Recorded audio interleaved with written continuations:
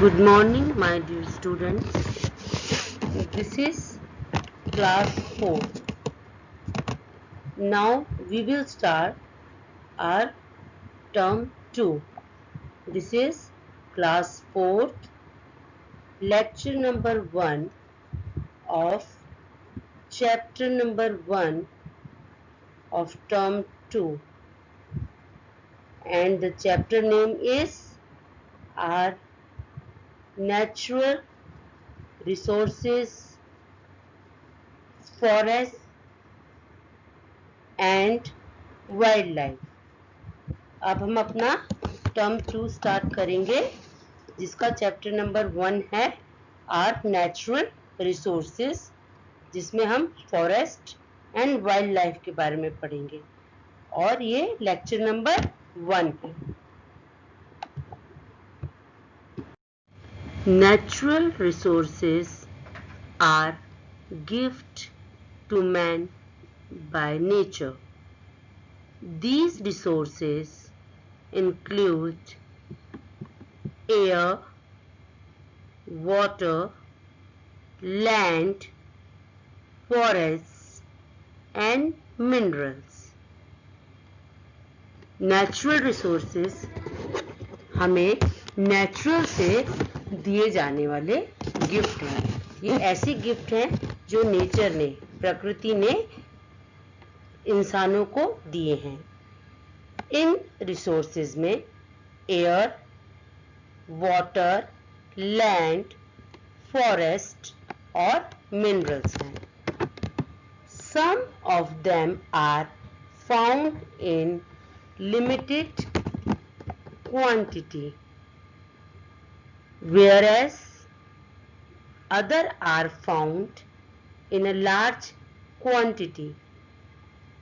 These can be classified as, इनमें से कुछ रिसोर्सेज ऐसे हैं जो नेचर में काफ़ी लिमिटेड क्वांटिटी में हैं और कुछ ऐसे हैं जो लार्ज क्वांटिटी में हैं, मतलब ये बहुत ज़्यादा हैं। इन्हें हम इनकी क्वांटिटी के अकॉर्डिंग क्लासिफाई कर सकते हैं। First is exhaustible or non-renewable resources and next is inexhaustible or renewable resources. कुछ रिसोर्सेज जिन्हें हम एग्जॉस्टिबल या नॉन रिन्यूएबल रिसोर्सेज बोलते हैं और कुछ रिसोर्सेज ऐसे हैं जिन्हें हम इनएग्जॉस्टिबल या रिन्यूएबल रिसोर्सेज बोलते हैं। Coal and petroleum are the examples of non-renewable resources. Coal और petroleum ये example है non-renewable resources.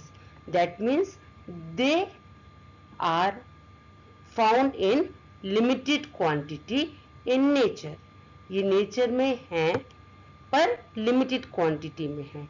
Means अगर हम इनका बहुत ज़्यादा यूज़ करते जाएंगे तो एक टाइम के बाद आने के बाद ये नेचर में ख़त्म हो जाएंगे। And air and water are example of renewable resources. Air और वाटर ऐसे एग्जाम्पल हैं जिन्हें हम जितना भी यूज़ करें ये नेचर में कभी भी ख़त्म नहीं होंगे। Now, forests. Forests are those large areas of land which are thickly covered with trees. Generally, these areas are away from cities and towns, mostly hilly areas and plateaus are covered with forests. These forests are very useful to man. Forest भी एक natural resource है। Forest या जंगल वो area होता है जो बहुत घनी तरीके से थिकली ट्री से कवर्ड होता है, जहाँ चारों तरफ सिर्फ ट्री होते हैं, और जनरली ये सिटीज या टाउन से काफी दूर होते हैं।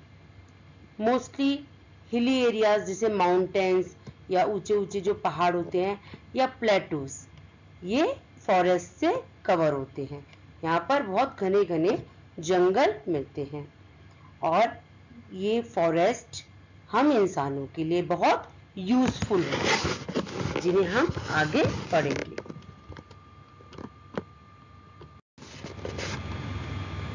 Importance of forest.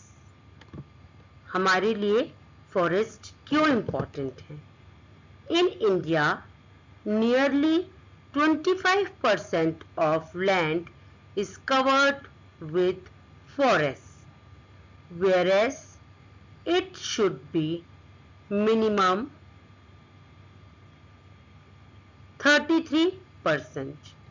इंडिया में जितना भी लैंड है उसका लगभग 25% फॉरेस्ट से, जंगलों से कवर्ड है, जबकि ये मिनिमम 33% होना चाहिए। दैट मीन्स अभी 25% कवर्ड है फॉरेस्ट से, लेकिन इसे कम से कम 33% तो होना ही चाहिए। दैट मीन्स कि अभी भी इंडिया में फॉरेस्ट एरिया कम है। We have yet not realized the importance of forests. The forest department looks after the forest in our country. इसका मतलब ये है, यहाँ आपको जो ये एक चार्ट सा दिख रहा है, इसमें आपको दिख रहा है कि जितना ये कवर्ड एरिया है, ग्रीन कलर का कवर्ड एरिया है, इतना परसेंट एरिया ही फॉरेस्ट से कवर्ड है, जबकि ये 25% है, but it should be minimum 33%। अभी भी हमने फॉरेस्ट की इतनी इम्पोर्टेंस रियलाइज नहीं की। अगर ऐसा होता तो हम अपने जंगलों को, अपने फॉरेस्ट को किसी भी तरह से प्रोटेक्ट करते हैं। इंडिया में, हमारी कंट्री में फॉरेस्ट डिपार्टमेंट फॉरेस्ट की देखभाल करता है। Forests are a home to wild animals. Different types of animals and birds live in these forests. These animals get their food from forests. Forest यानी जंगल बहुत से वाइल्ड एनिमल्स, मतलब जंगल में रहने वाले एनिमल्स का घर है। बहुत से वाइल्ड एनिमल्स जो हैं वो फॉरेस्ट में ही रहते हैं। डिफरेंट टाइप के एनिमल्स और बर्ड्स फॉरेस्ट में रहते हैं। हमें पता है, जिन्हें जो जंगल में रहते हैं, आपने छोटी क्लासेस में पढ़ा है, दोज एनिमल्स जो live in forest are called wild animal. तो वाइल्ड एनिमल्स जो होते हैं, अलग अलग वाइल्ड एनिमल्स और बर्ड्स फॉरेस्ट में रहते हैं, और इन्हें खाना और रहने के लिए जगह फॉरेस्ट से ही मिलती है। Forest give us timber which is used for making furniture, railway sleepers, houses, matchsticks, and many other useful things. Thus, they are a source of raw material for many industries. Forest से हमें timber means लकड़ी मिलती है, जिससे हम furniture बनाते हैं।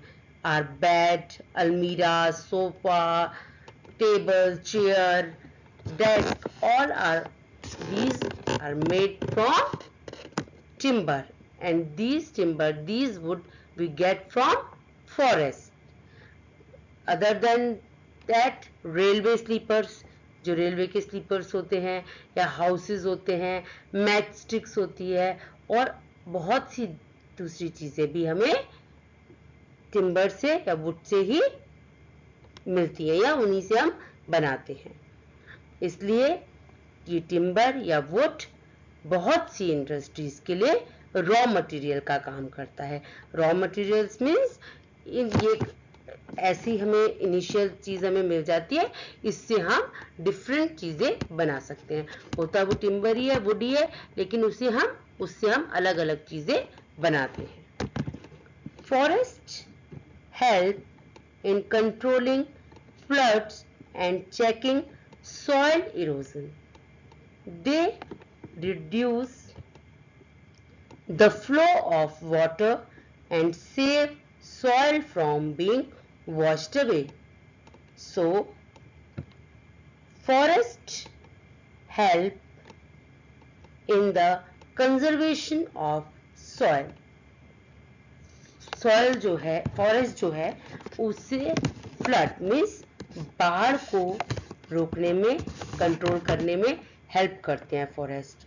और इससे सॉइल इरोजन मीन्स जो सॉइल मिट्टी जो है वो जो बह जाती है ये भी रुकता है. तो फॉरेस्ट यानी जंगल जो है वो बाढ़ों को भी रोकते हैं और मिट्टी को बहने से भी रोकते हैं. इसके साथ ही ये पानी का जो फ्लो है उसको भी कम करते हैं, जिससे पानी अपने साथ सॉइल को, मिट्टी को बहाकर नहीं ले जाती. इस तरह से फॉरेस्ट सॉइल को, मिट्टी को कंजर्व करने में, उसे बचाने में भी हेल्प करते हैं. Plant species are called flora and animal species are called fauna. Plants जो होते हैं उन्हें हम, जो अलग अलग तरह के प्लांट्स होते हैं उन्हें हम फ्लोरा बोलते हैं, और जो अलग अलग स्पीशीज के एनिमल्स होते हैं उन्हें हम फौना बोलते हैं. Forest help in causing rain. Forest जो होते हैं वो रेन का मेन कॉज होते हैं. मीन्स जहां ज्यादा फॉरेस्ट होते हैं, पेड़ होते हैं, वहां बारिश ज्यादा होती है. फॉरेस्ट एरिया रिसीव मोर रेन. फॉरेस्ट की वजह से ही रेन ज्यादा होती है. Forest also provide us with food and fruits.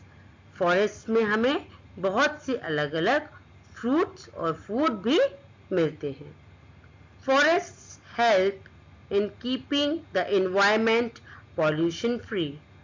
हमें ये पता है कि जितने ज़्यादा हम पेड़ लगाएंगे उतना ज़्यादा हमारा नेचर, हमारा एनवायरमेंट क्लीन रहता है. तो अगर हमारे कंट्री में फॉरेस्ट ज़्यादा होंगे तो उतना ही हमारे कंट्री का एनवायरमेंट पॉल्यूशन फ्री होगा.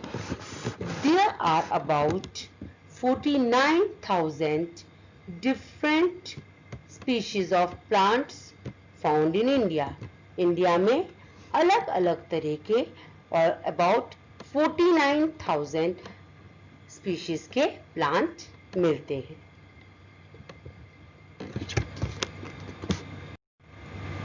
Types of forest. अभी हमने इम्पोर्टेंस पढ़ा था कि क्यों फॉरेस्ट हमारे लिए बहुत इम्पोर्टेंट है, हमें फॉरेस्ट से क्या क्या मिलता है. Now there are different types of forest in our country. हमारी कंट्री में डिफरेंट टाइप के फॉरेस्ट मिलते हैं. The different types of forest are found in India.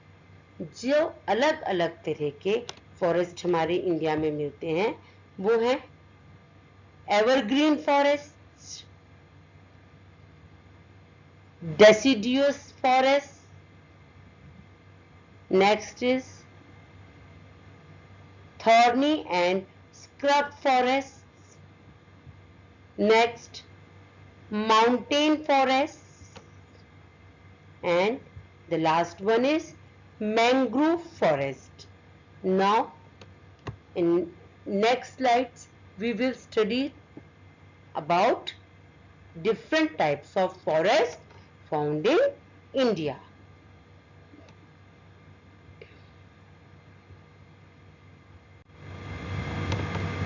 First of all, evergreen forest. सबसे पहले हम एवरग्रीन फॉरेस्ट के बारे में पढ़ेंगे. Evergreen forest are also known as tropical rain forest. Evergreen forest, जिसके नाम से ही पता चल रहा है कि ये हमेशा ऐसे फॉरेस्ट हमेशा ग्रीन रहते हैं, इन्हें हम ट्रॉपिकल रेन फॉरेस्ट भी बोलते हैं. They are found in areas with hot and humid climate with heavy rainfall. Evergreen forest कहाँ मिलते हैं? ये ऐसे एरियाज में मिलते हैं जो हॉट होता है और ह्यूमिड होता है, मीन्स गर्म और नमी वाले क्लाइमेट में, और जहाँ बहुत ज्यादा रेनफॉल होती है, हैवी रेनफॉल होती है, ऐसे एरियाज में एवरग्रीन फॉरेस्ट मिलते हैं. Now, evergreen forests have variety of trees. In these forests, different trees shed their leaves in different seasons. Therefore, evergreen forests look green throughout the year. Evergreen forest में अलग अलग type के trees मिलते हैं. इनमें सभी पेड़ एक साथ अपनी पत्तियां शेड मतलब गिराते नहीं हैं. कुछ ट्रीज अलग सीजन में अपने लीव्स को शेड करते हैं और कुछ ट्रीज अलग सीजन में अपने लीव्स को शेड करते हैं. इस तरह से ऑलमोस्ट पूरे साल ही ये जंगल ट्रीज से हरे भरे रहते हैं, इसलिए ही इन्हें एवरग्रीन फॉरेस्ट बोलते हैं. The trees in these forests are tall. The height of some trees may be more than 50 meters. In forest के जो ट्रीज होते हैं वो बहुत ऊंचे होते हैं, बहुत टॉल होते हैं. कुछ ट्रीज की हाइट तो लगभग 50 मीटर तक हो सकती है. 50 मीटर्स मीन्स काफी ऊंचे होते हैं ये पेड़. They are dense. Dense means ये बहुत ज्यादा घने होते हैं. यहाँ पर बहुत ज्यादा ट्रीज होते हैं, इसलिए ये जंगल बहुत घने होते हैं. Sometimes it become difficult for the sun rays to reach the ground as the leaves of the trees form a canopy or roof on the top. ये पेड़ बहुत घने होते हैं और लंबे होते हैं, इसीलिए कभी-कभी सन रेज, जो सूरज की रोशनी होती है, वो ग्राउंड तक, जमीन तक नहीं पहुंच पाती, क्योंकि ये ट्रीज एक पूरी तरह से इतने घने होते हैं कि ये इस स्लाइड में आपको दिख भी रहा है कि ये पूरी तरह से पेड़ों से एक छत सी बन गई है. जब छत बनती है आपके किसी भी चीज के ऊपर, तो नीचे तक कुछ नहीं आ पाता. इसी तरह से इन ट्रीज की लीव्स इतनी घनी होती है कि सनरेज इनके नीचे ग्राउंड तक नहीं पहुंच पाते. The main trees of these forest are ebony, mahogany and rosewood. Ebony, mahogany and rosewood, ये एवरग्रीन फॉरेस्ट के एग्जाम्पल हैं। मीन्स जो एवरग्रीन फॉरेस्ट होते हैं उनमें ebony, mahogany and rosewood trees मिलते हैं। These forests are found in the following areas of India. Now, ये फॉरेस्ट, एवरग्रीन फॉरेस्ट कहाँ कहाँ मिलते हैं इंडिया में? A. The windward slopes of the Western Ghats. This slope of the mountain faces the wind and receives heavy rain. यहाँ पर आपको जो वेस्टर्न घाट्स दिख रहे हैं, यहाँ पर यहाँ एवरग्रीन फॉरेस्ट मिलते हैं, क्योंकि यहाँ हैवी रेन होती है, तो इस वजह से यहाँ पर एवरग्रीन फॉरेस्ट मिलते हैं। Next is hills of north east India. ये आपको नॉर्थ ईस्ट ऑफ इंडिया दिख रहा है, ये नॉर्थ ईस्ट ऑफ इंडिया, यहाँ पर भी एवरग्रीन फॉरेस्ट मिलते हैं। Next is the Andaman and Nicobar island. Last हमने अपने चैप्टर में अंडमान एंड निकोबार आइलैंड के बारे में पढ़ा था। यहाँ पर भी सभी जगह एवरग्रीन फॉरेस्ट ही मिलते हैं। So western Ghats, north east of India and Andaman and Nicobar island, यहाँ सभी जगह एवरग्रीन फॉरेस्ट रहते हैं। Next type of forest are deciduous forest, DECIDUOUS. This is called deciduous forest. Deciduous forests are also called monsoon forest. Deciduous forest को हम monsoon forest भी बोलते हैं। These form a major part of our forest. The trees in these forests shed their leaves in the dry season. जैसा कि हमें नाम से पता चल रहा है, इसे मॉनसून फॉरेस्ट भी बोलते हैं। तो ये ट्रीज ऐसे हैं जो ड्राई सीजन में अपनी पत्तियों को गिरा देते हैं, और हमारे कंट्री में बहुत बड़ा पार्ट जो फॉरेस्ट का है वो डेसिडियस फॉरेस्ट ही है। The main trees of these forest are teak, sal, shisham, bamboo and sandalwood. Deciduous forest में किस टाइप के ट्रीज मिलते हैं? यहाँ टीक, साल, शीशम, बैम्बू और सैंडलवुड ट्रीज मिलते हैं। These forests are found in the following areas of India. अब deciduous forest कहाँ मिलते हैं इंडिया में? You can see easily in this map that most of the part of India is covered by deciduous forest.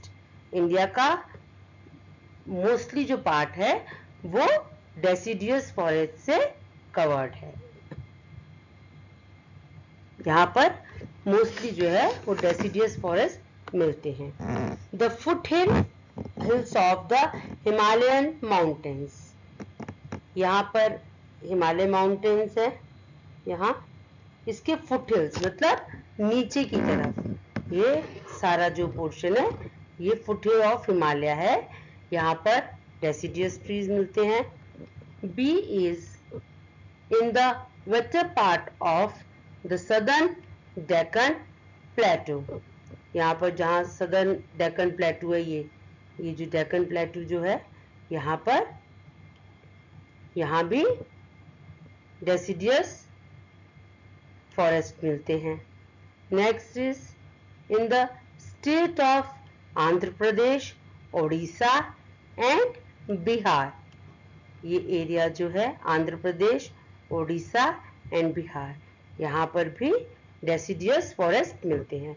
That means Himalayan foothill of Himalayan mountains, southern Deccan plateaus and the state of Andhra Pradesh, Odisha and Bihar, यहाँ deciduous forest मिलते हैं।